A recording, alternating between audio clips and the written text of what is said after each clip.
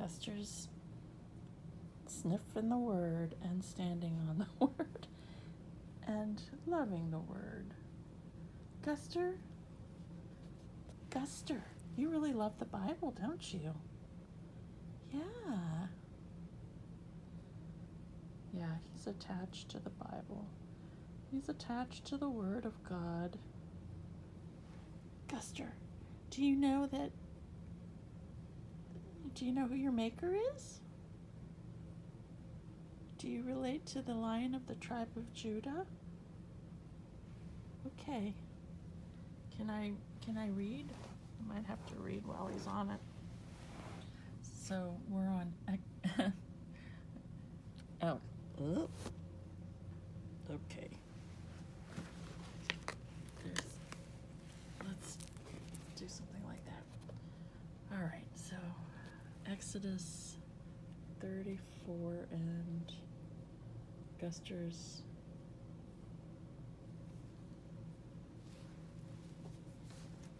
okay, Guster. Sorry everyone, that's like a minute of nothingness on this video, other than Guster standing on the word again. Okay, let's read Exodus 34, or at least start it. Oh, and by the way, thank you, Mike, because he told me in a comment that the mystery passage that I mistakenly read, thinking it was Exodus 33, was actually in Deuteronomy.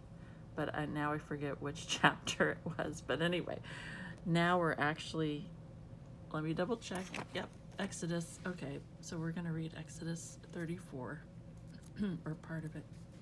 The Lord said to Moses, "Chisel out 2 stone tablets like the first ones, and I will write on them the words that were on the first tablets, which you broke. Be ready in the morning, and then come up on Mount Sinai. Present yourself to me there on top of the mountain. No one is to come with you or be seen anywhere on the mountain. Not even the flocks and herds may graze in front of the mountain." So Moses chiseled out 2 stone tablets like the first ones and went up Mount Sinai early in the morning as the Lord had commanded him, and he carried the 2 stone tablets in his hands.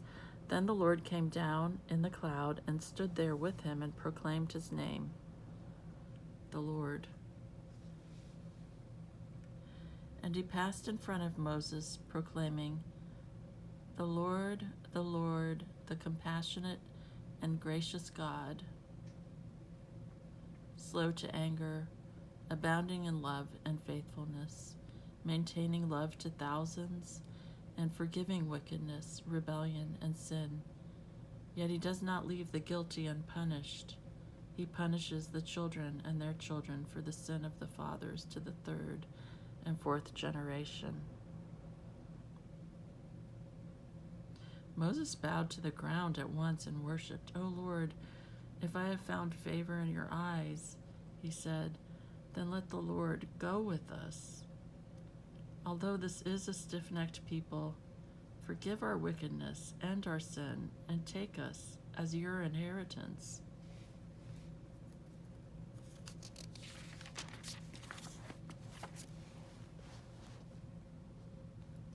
Then the Lord said, "I am making a covenant with you before all your people. I will do wonders never before done in any nation in all the world. The people you live among will see how awesome is the work that I, the Lord, will do for you. Obey what I command you today. I will drive out before you the Amorites, Canaanites, Hittites, Perizzites, Hivites, and Jebusites. Be careful not to make a treaty with those who live in the land where you are going, or they will be a snare among you. Break down their altars, smash their sacred stones, and cut down their Asherah poles. Do not worship any other god, for the Lord, whose name is jealous, is a jealous God. Be careful not to make a treaty with those who live in the land, for when they prostitute themselves to their gods and sacrifice to them, they will invite you, and you will eat their sacrifices, and when you choose some of their daughters as wives for your sons, and those daughters prostitute themselves to their gods, they will lead your sons to do the same. Do not make cast idols. Celebrate the Feast of Unleavened Bread. For 7 days eat bread made without yeast, as I commanded you. Do this at the appointed time in the month of Abib, for in that month you came out of Egypt. The first offspring of every womb belongs to me, including all the firstborn males of your livestock, whether from herd or flock. Redeem the firstborn donkey with a lamb, but if you do not redeem it, break its neck. Redeem all your firstborn sons. No one is to appear before me empty-handed. 6 days you shall labor, but on the 7th day you shall rest. Even during the plowing season and harvest you must rest. Celebrate the Feast of Weeks with the first fruits of the wheat harvest, and the Feast of Ingathering at the turn of the year. 3 times a year all your men are to appear before the sovereign Lord, the God of Israel. I will drive out nations before you and enlarge your territory, and no one will cover your land when you go up 3 times each year to appear before the Lord your God. Oh, take 2. That's me, not the Bible. I mispronounced a word. Let me read verse 24 over again.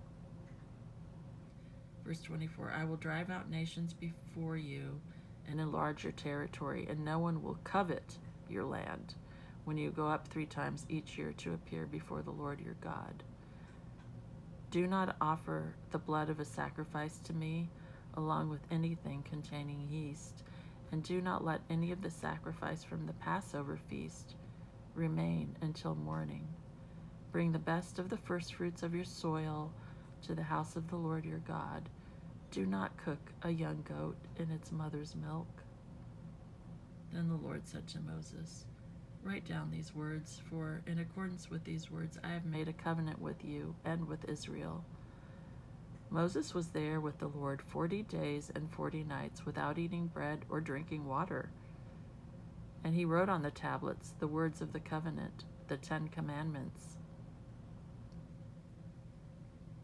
When Moses came down from Mount Sinai with the 2 tablets of the testimony in his hands, he was not aware that his face was radiant, because he had spoken with the Lord. When Aaron and all the Israelites saw Moses, his face was radiant, and they were afraid to come near him. But Moses called to them. So Aaron and all the leaders of the community came back to him, and he spoke to them. Afterward, all the Israelites came near him, and he gave them all the commands the Lord had given him on Mount Sinai. When Moses finished speaking to them, he put a veil over his face. But whenever he entered the Lord's presence to speak with him, he removed the veil until he came out.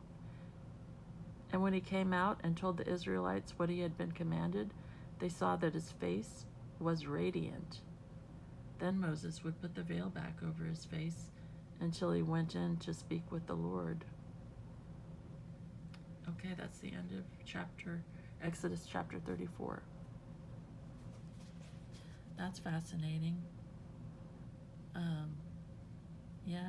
Moses' face was radiant from the Lord. It was interesting, he didn't eat or drink. He didn't eat anything or drink any water for 40 days and 40 nights, but I guess literally the Lord kept him alive.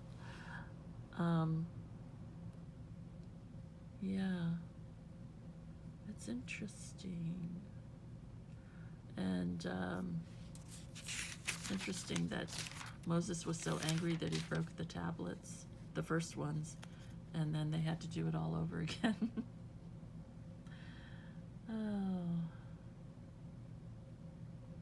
And also what I really like is what the Lord proclaimed, which is something to really focus on.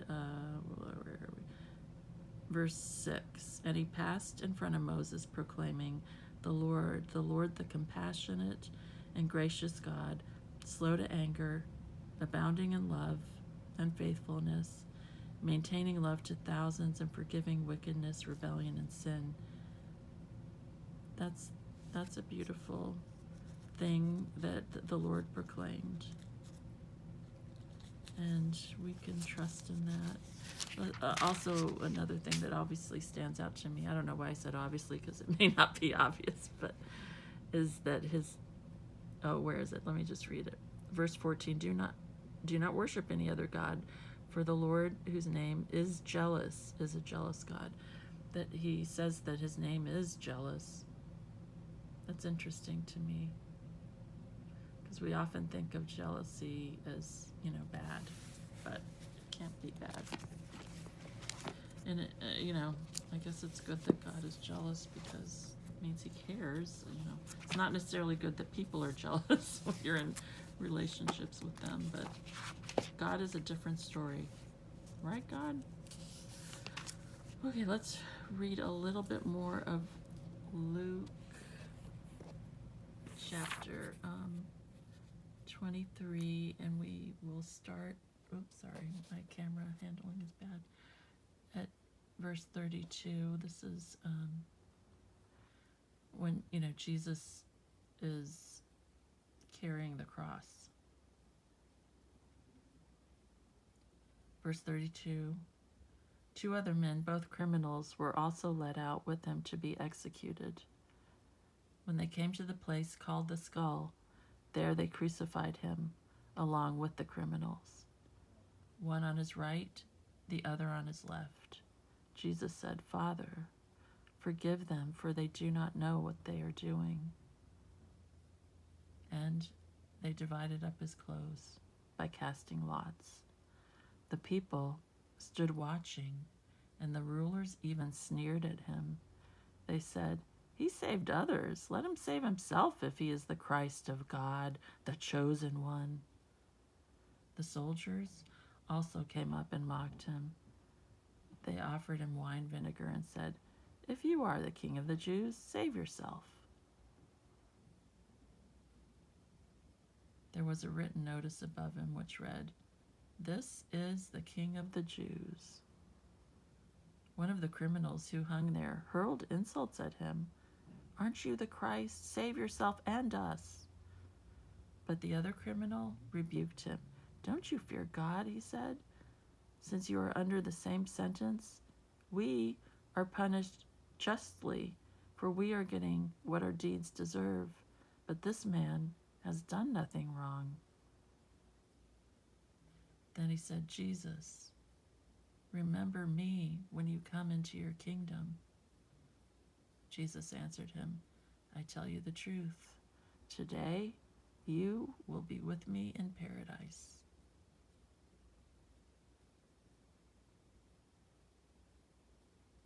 Let's stop there at verse 43. I love that. I love that verse 43.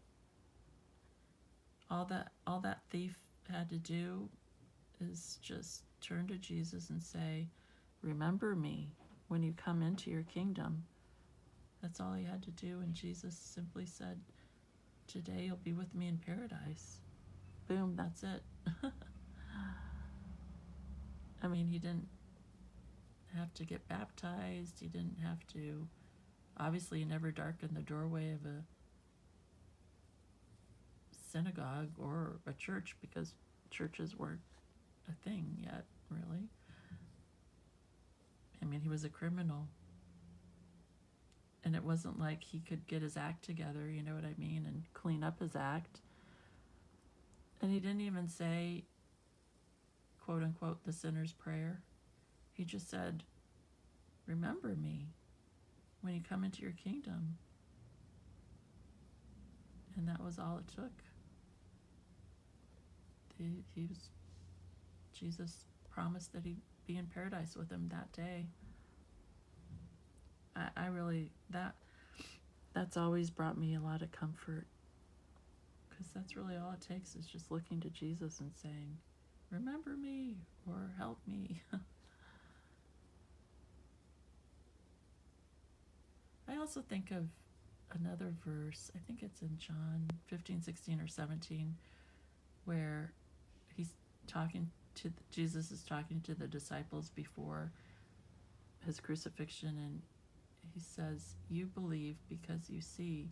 Blessed are those who will believe but don't see." And he's really talking about us because we don't see. I mean, it's over 2,000 years ago, and we believe without seeing him. But he said that if you believe without seeing him in the flesh, you're blessed. I like that. Anyway, that's all. Let's keep this. I won't write a whole dissertation here. But thanks, everyone. I know in the past I've asked for prayers on a few things.